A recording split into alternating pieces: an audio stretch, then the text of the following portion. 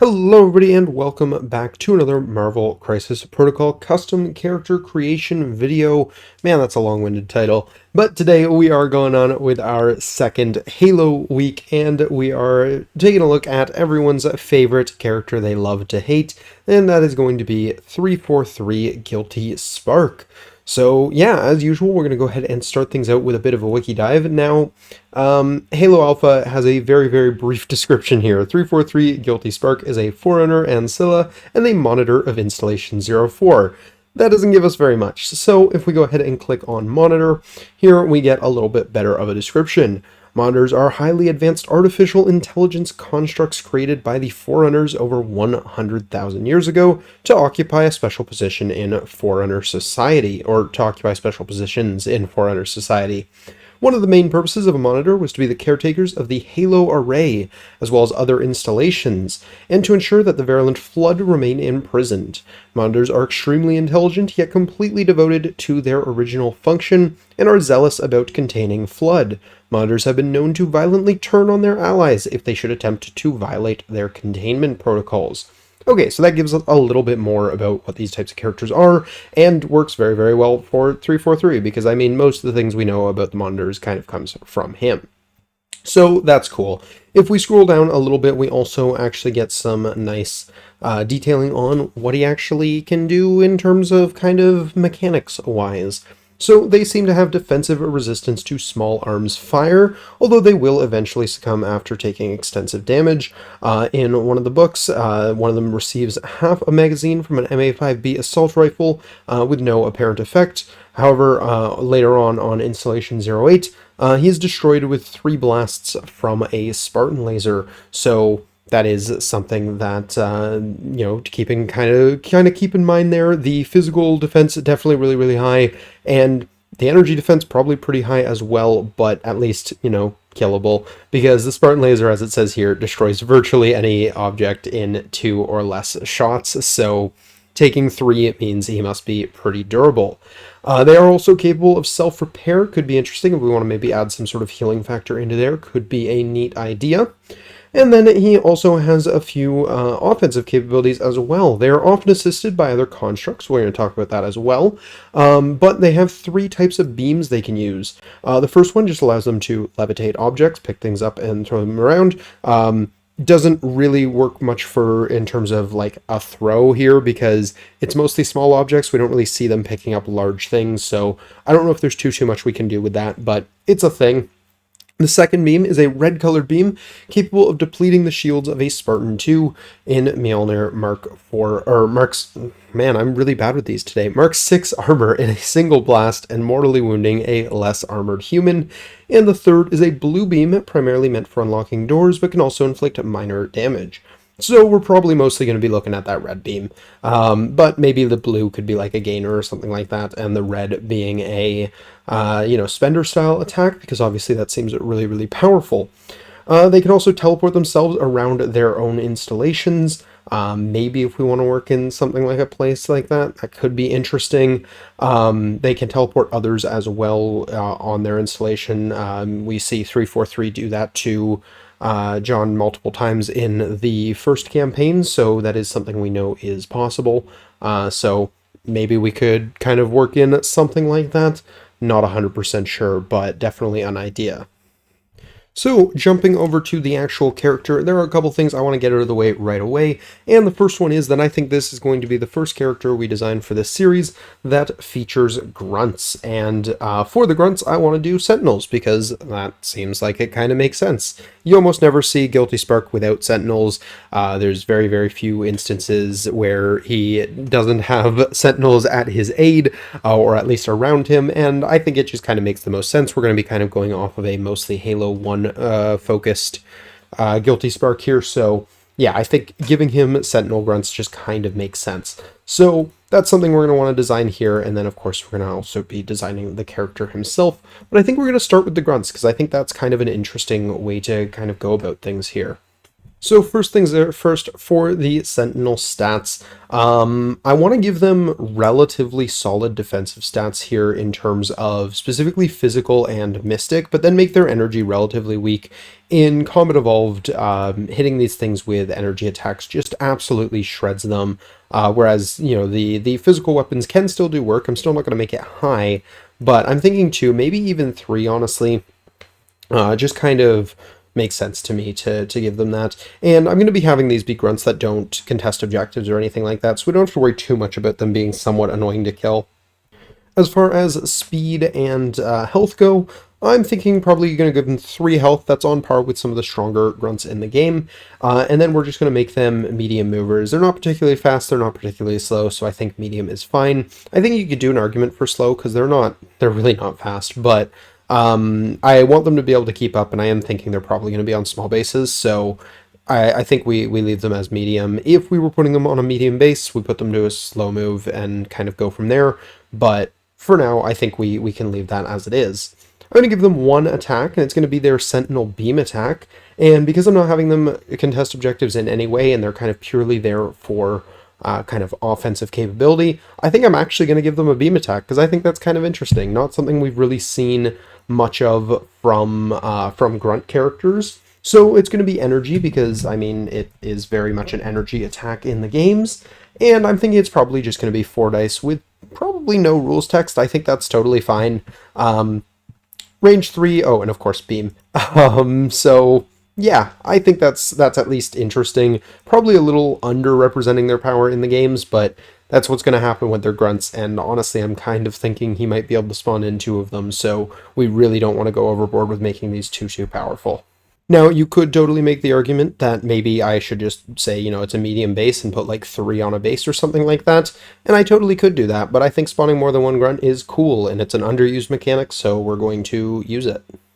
As far as superpowers, we're going to want to give them at least 2 superpowers. The first one is just going to be their thing that says they're not allowed to play with objectives. I'm going to worry about how that's worded in a moment. And then the other one is going to be where we're going to be giving them the flight superpower. I wonder if this is going to format as I want it to. But basically, we're giving them a flight superpower. We're going to say that they are grunts. And on top of that, we're going to give them a couple immunities because they are robots. So I'm going to be looking at the Ultron grunts for this one. And I'm just going to give them immunity to bleed and poison. That kind of makes sense to me. So yeah, we're going to go ahead and word that out, and we'll be right back. Alright, I don't know if it's just me, but that text feels really small. Don't know what's up with that. Maybe it's just me and I'm just losing it, but hopefully you guys can read it okay in the video.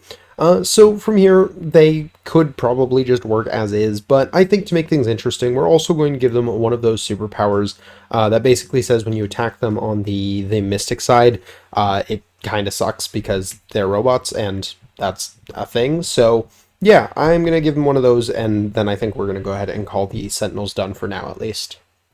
Alrighty, and now we have the Forerunner Construct's superpower here. It says, when this character is defending against a Mystic attack, count each wild in the defense roll as 2 successes.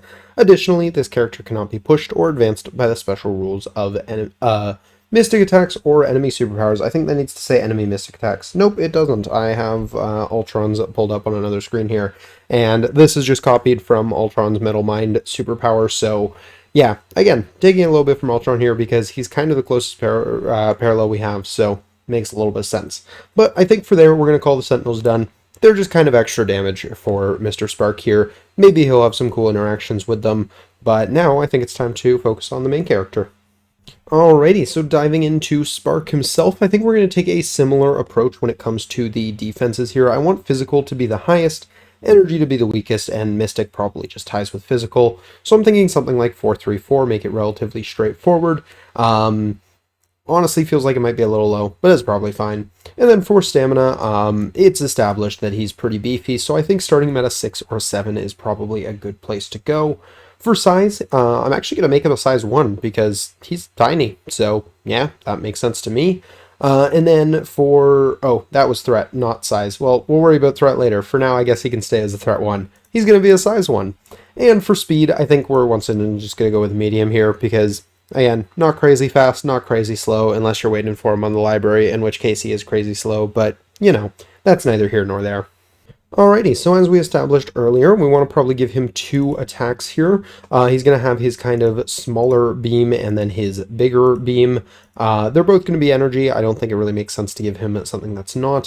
One thing that also wasn't really talked about in here, oh, it's going to take, no, it's not going to take forever load, but was talked about on this page. I didn't actually go down to it, but in the weapons and equipment, he does also have this like force field thing he can do to push people away, which could be interesting if we want to work that in as a third attack or maybe as a superpower, something kind of worth mentioning as well. Not 100% sure what I want to do with that yet, so for now I think we stick with these two, and we'll kind of talk about maybe making that a superpower on his card. So for the first attack, this is going to be his lighter energy attack here. I don't actually know what to call the lighter beam, but it's a beam of some form. I'm not actually going to make it a beam attack. I think we're going to save that for the spender, but it should probably be range 3. I don't think we see him using this one at super long ranges, but range 2 just kind of feels wrong, so range 3 I think is a sweet spot to put it. And I think we make this something like a 5 dice maybe energy attack. It shouldn't be consistently, you know, one-shotting anyone. I thought about 4, but he's going to have grunts, and I feel like it's going to put him to a higher threat level, so let's start it out at 5, because I think having a 4 dice gainer on a, you know, probably minimum 4 threat character is not the way to go about it. And yeah, I think we're going to make this either a gainer or a builder. I'm kind of leaning towards gainer. I don't know, it just gives me those types of vibes, so I'm just going to template that for now. And then the other thing I think we can give it is some sort of probably wild shock. And basically the idea there is, you know, it's zapping people. It gives them a little shock. So that kind of makes sense to me. I'm going to go ahead and write that out, and we'll go from there. Alrighty, and there we have his basic gainer attack here. So this is a range 3 5 dice I-beam. After the attack is resolved, he's going to gain 1 no matter what, and it's going to have that wild shock on there. So nothing too crazy. Yeah, I think this works out. Going into the spender, I don't exactly know what I want to do with this. I think we can up the range to 4, and I think I want to make it a beam, and probably just have it be a fair number of dice, and maybe like an incinerate or something like that. So yeah, I'm thinking like 8 dice, let's say maybe 4 or 5 power. I think I'm going to land on 5, and then maybe have the incinerate be an auto incinerate. So yeah, I'm going to word that out, and we'll come back in with it. Alrighty, so short and simple for the spender here. It's going to be throwing a bunch of dice, it's going to be in a beam, and it's going to give that auto incinerate there. So yeah, I think that's reasonably strong, nothing too fancy about it, and makes sense to me for what he kind of does. So yeah, I'm happy with that. Going into superpowers, we're going to probably want to have at least a couple. One of them is just going to be flight. I mean, that's pretty straightforward. And immunity to bleed and poison for him as well. I don't think he needs any other immunities beyond that. That probably is enough. And then the other one is going to be how he brings in his sentinels. And I think it's going to be kind of similar to Sandman in the sense of he'll start the game with 1, and he can probably just spend, I'm leaning towards 2 power to just summon 1 in. And that's kind of all there is going to be to it. I don't think there's going to need to be anything more complex. It's just kind of ways of giving him some extra damage output, and yeah, we'll kind of go from there. Alrighty, so we've gone ahead and actually ended up having to add 2 superpowers here and flight, which doesn't work great with the image, so in theory I could go back and fix that, but I'm not too worried about it right now. But yeah, we had to do this as 2 superpowers because I forgot until I looked at Sandman's card that he does have a passive that specifies he's allowed to have 2 grunts, not just 1, so we had to add that in there as well. And then we have this superpower here, which I totally made reactive for some reason. But it says, these sentinels will supplement my combat systems. It's just a 2 cost, and if you have fewer than 2 sentinels in play, you just get to place 1 into play. The timing on this is better than Sandman's, which has to happen at the start of his activation, so I figure it's a little bit better than his method of spawning them in, and in theory he could spawn in 2 in the same turn if he's sitting on 4 power, but because he's only got a gainer, I'm not expecting him to be able to do that too often, so I think that's fine. I could have made it once per turn, but honestly I don't think it's necessary, and I kind of like the idea that he can just be like, boom, there's 2 of them. So he puts them into play within 3 of him, and they do come in activated, so that's a thing you don't have to worry about. Yeah, I think that seems pretty reasonable to me. So the next thing I want to try and factor in here is his little force field push you back sort of thing. And I think the basic idea with this that I want to kind of go for is basically it'll be an active superpower, something he does for, I don't know, 3 or 4 power. I don't want to make it too expensive. He's only got a gainer, so I'm leaning towards maybe 3 power. And the idea will basically be any enemy characters within, let's say, 2 of him will get pushed away from him small. And yeah, just something simple like that. It'll be really, really good on maps where characters are really clumped up. You can push a bunch of characters at once. Maybe I actually make it any characters within 2 of him, not just enemies. So you got to kind of place yourself carefully with that one. I think that'll make it more interesting and probably a little bit more fair on like e-maps and things like that. So yeah, we're gonna go for that. Alrighty, and there we have his force field projection. Other characters within range 2 of this character are pushed away from this character small. This superpower may only be used once per turn. Alrighty, so I think that's a pretty strong superpower and gives him a lot more versatility than just kind of the attrition piece that he was before here. And I was a little worried about him as an attrition piece because 7 stamina is great, but 4-3-4 with no defensive tech that we've given him is eh. So yeah, I'm a little bit happier with his kind of overall toolboxiness now. I do want to give him a couple more things. First of all, we discussed maybe giving him healing factor, and I think instead of giving him defensive tech, I'm just going to give him healing factor. That makes it a little bit simpler. So we'll go ahead and add that in here. Alrighty, so I went ahead and I've added the healing factor, just made a healing factor 1, didn't want anything too crazy, and I realized I forgot to give him the immunity poison bleed that I mentioned earlier, so now he has immunity poison bleed. And he's shaping up to be a pretty interesting character. The last thing I want to do is help him out with his power generation a little bit because he is going to be super tight on power. So I think I'm going to give him the one of the superpowers. I think it's what Doc Ock has, where basically when he rolls a certain result, I want to say it's shields. He gets an extra power, and I think that'll just help his power in a lot of ways. It'll help him gain some both offensively and defensively, keep those sentinels in play, that sort of thing. So yeah, we're gonna go ahead and do that. Alrighty, so I gave him Oh, I Am a Genius. Whenever this character rolls dice, after the effect is resolved, it gains 1 power if it rolled at least 1 critical. That's the exact one on Doc Ock there, so just pretty much taking it from him with a different name. I did consider, because really I just wanted to give him a superpower called Oh, I Am a Genius. I did consider giving him basically Strategic Genius with that. Thought that could be interesting and still kind of work for the character, but at the end of the day, I think this, A, helps the rest of his kit a little bit better, and B, that might have been a little too strong with potentially 2 grunts throwing out beams, and he's got his own beam, and all of that getting rerolls could be kind of gross, so didn't want to get into that. I think this is probably fine as it is. Alrighty, so at this point, I think we could basically call him done. I mean, I'm pretty happy with where he's at. I think it would be pretty fair to probably slap a 4 threat on him and call him here. There's an argument for 5. I think he's probably just slightly too squishy and doesn't hit quite hard enough on his own to be a 5, and he doesn't have the power generation to consistently have the sentinels that let him hit that hard. So I think that's probably where we could call him if we're calling him here. I am tempted to kind of give him another superpower, like a reactive, maybe like when an enemy attacks him or something like that, to get one of his sentinels to then shoot them. I think that could be really interesting with the sentinels having a beam. Obviously, you could hit more than one character with that as well, which becomes really interesting, and just kind of gives him something else to kind of play around with the sentinels. So something like that could be cool. I think that definitely pushes him into 5 territory, and I'm not 100% sure if I want to do it or not, so I'm gonna kind of debate on that for a moment. Alrighty, so for funsies, I wrote it out anyways. Save his head, dispose of the rest. This is a 2 cost that says after an attack against this character is resolved, this character may use this superpower. Choose an allied sentinel in range 3. That sentinel may immediately make an attack targeting the attacking enemy character. And yeah, screw it. I think I'm going to keep it in. It seems fun, and with it being a beam, it makes it kind of interesting, and he's already going to be kind of power starved, so I think it just makes him really, really interesting with how he's going to spend his power. So last thing we got to do is, first of all, flip him over to the backside, make sure everything is the same there, so that's all good. And decide, A, if we want to increase or decrease his health on either side. I don't mind making him maybe a little front-loaded. That definitely pushes me more towards the 4 territory if he's not a 7/7.